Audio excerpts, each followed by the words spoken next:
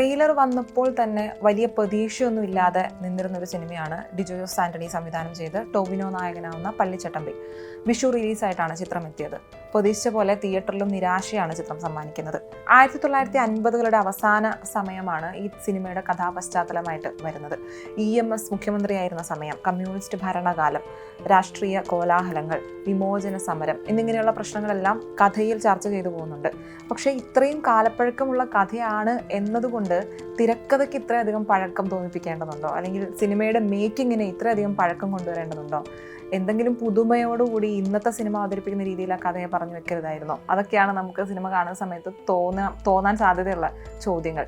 ഒരുപാട് പഴക്കം തോന്നിക്കുന്ന സ്ക്രിപ്റ്റ് അവതരണ രീതിയാണ്. ഏതൊരു സീൻ എടുത്ത് നോക്കിയാലും വളരെ പ്രെഡിക്റ്റബിൾ ആണ്. സ്റ്റേജിൽ ഒരു നാടകം കാണുന്ന പോലെയോ അല്ലെങ്കിൽ പീരിയോഡിക് ടെലി സീരിയലുകൾ കാണുന്ന പോലെയോ ഒക്കെ മാത്രമേ പള്ളിച്ചട്ടമ്പയെ നമുക്ക് അനുഭവപ്പെടുള്ളൂ തിയേറ്ററിൽ. കൃഷ്ണൻകുട്ടി എന്ന പോത്തൻ ക്രിസ്റ്റഫർ എന്ന കഥാപാത്രമായിട്ട് വരാൻ ടോവിനോ ഒരുപാട് ശ്രമം നടത്തിയിട്ടുണ്ട്. ആ കഥാപാത്രത്തിലേക്ക് ആ ക്യാരക്ടർ പിടിക്കാൻ വേണ്ടി ഒരുപാട് മാനറിസങ്ങൾ അദ്ദേഹം പുതിയതായിട്ട് ഇതുവരെ കാണാത്ത കുറച്ച് സാധനങ്ങളൊക്കെ അദ്ദേഹം ഇടാൻ ശ്രമിച്ചിട്ടുണ്ട്. പക്ഷെ കഥയിലുള്ള പഴക്കും തിരക്കഥ മോശമായതുകൊണ്ടും ടോവിനോയുടെ കഥാപാത്രം ഒരു രീതിയിലും വർക്കായിട്ടില്ല. ആക്ഷൻ രംഗങ്ങളിൽ കാന്താരയിലൊക്കെ ചെയ്തു വെച്ചിട്ടുള്ള പോലത്തെ തെയ്യക്കോലത്തിൽ നിന്നും ആക്ഷൻ സീനിലേക്ക് മേർജ് ചെയ്യുന്ന ക്രോസ് കട്ടിങ് എഡിറ്റിംഗ് ഒക്കെ പരീക്ഷിച്ചിട്ടുണ്ട്. പക്ഷെ അത് വളരെ ഗംഭീരമായിട്ട് പാളിപ്പോയിട്ടുണ്ട്.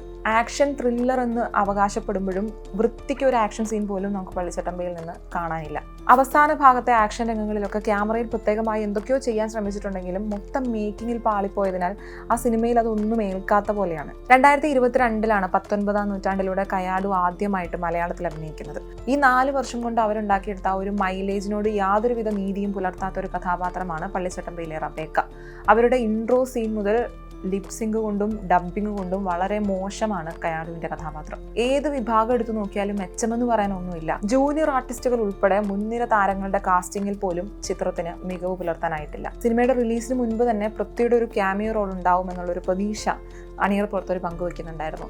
പക്ഷേ പൃഥ്വിയുടെ ക്യാമിയോ റോൾ ചിത്രത്തിൽ വരുന്ന സമയത്ത് അതിൻ്റെ ഇൻട്രോ മുതൽ യാതൊരുവിധ ഇമ്പാക്റ്റും ഉണ്ടാക്കാൻ തിയേറ്ററിൽ സിനിമയ്ക്ക് ആവുന്നില്ല. തുടക്കം മുതൽ അവസാനം വരെ ഭയങ്കരമായി എന്തോ ഉണ്ട് എന്ന് തോന്നിപ്പിക്കുന്ന തരത്തിലുള്ള ബാക്ക്ഗ്രൗണ്ട് സ്കോർ ഇങ്ങനെ വന്നു പോകുന്നുണ്ട്. പക്ഷെ അത് നമ്മളിലേക്ക് എത്തുന്നില്ല. നമുക്ക് യാതൊരുവിധ രസവും അത് തോന്നിപ്പിക്കുന്നില്ല.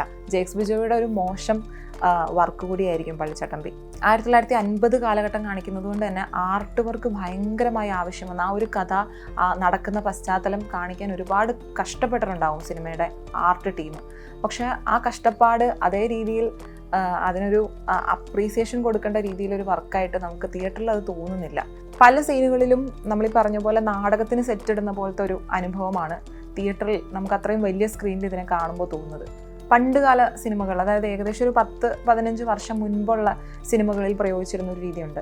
നായകൻ വരുമ്പോൾ അല്ലെങ്കിൽ വില്ലൻ വരുന്ന സമയത്ത് അവരെ പരിചയപ്പെടുത്താൻ വേണ്ടി മറ്റൊരു ക്യാരക്ടറിനെ ഏൽപ്പിച്ചിട്ട് ഒരു വലിയ പാരഗ്രാഫുള്ള ഡയലോഗുകൾ അവരെ കൊണ്ട് പറയിപ്പിക്കുക എന്നുള്ളത്. ആ ഒരു രീതി ഇതിലും ഫോളോ ചെയ്തിട്ടുണ്ട്. വില്ലനും നായകനും മറ്റു വില്ലന്മാരായിട്ടുള്ള മറ്റു കഥാപാത്രങ്ങൾക്കൊക്കെ ഈ പാരഗ്രാഫുകൾ നീണ്ട ഡയലോഗുകൾ മറ്റു കഥാപാത്രങ്ങളെ കൊണ്ട് പറയിപ്പിക്കുന്നുണ്ട്. വളരെ ബോറിംഗ് ആയിരുന്നു അത്.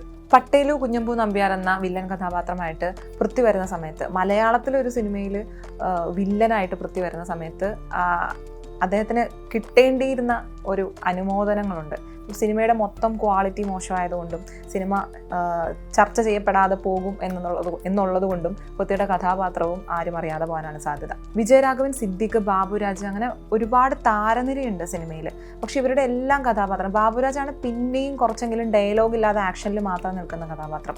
സിദ്ദിഖും വിജയരാഘവനും ഡയലോഗ് കൊണ്ട് വല്ലാതെ മടുപ്പിച്ചിട്ടുണ്ട് നമ്മളെ. ആദ്യം ഒരു അരമണിക്കൂറിലൊക്കെ നമുക്ക് ചെറിയ കഥയിലേക്ക് പെട്ടെന്ന് ഇന്നാവാനും എന്താ ഇവിടെ നടക്കാൻ പോകുന്നത്, അല്ലെങ്കിൽ എന്താണ് ഇവർ ഉദ്ദേശിക്കുന്നത്, ആരൊക്കെയാണ് ഈ കഥാപാത്രങ്ങൾ, അങ്ങനെയുള്ള പരിചയപ്പെടുത്തലിന് സാധ്യമാവുന്നുണ്ട് കഥയുടെ ഒരു ആദ്യത്തെ അരമണിക്കൂറിൽ തന്നെ. പക്ഷെ അതിനുശേഷം കഥ മൊത്തമായി കയ്യിൽ നിന്ന് പോകുന്ന പോലത്തെ ഒരു ഫീലാണ്. ഇൻ്റർവെല്ലൊക്കെ കഴിയുമ്പോൾ നമുക്ക് സിനിമ കണ്ടിരിക്കാൻ പറ്റില്ല. അത്രമാത്രം നമ്മളെ വിഷമിപ്പിക്കുന്നുണ്ട് അതിൻ്റെ ഒരു അവതരണ രീതി, മടുപ്പിക്കുന്നുണ്ട്.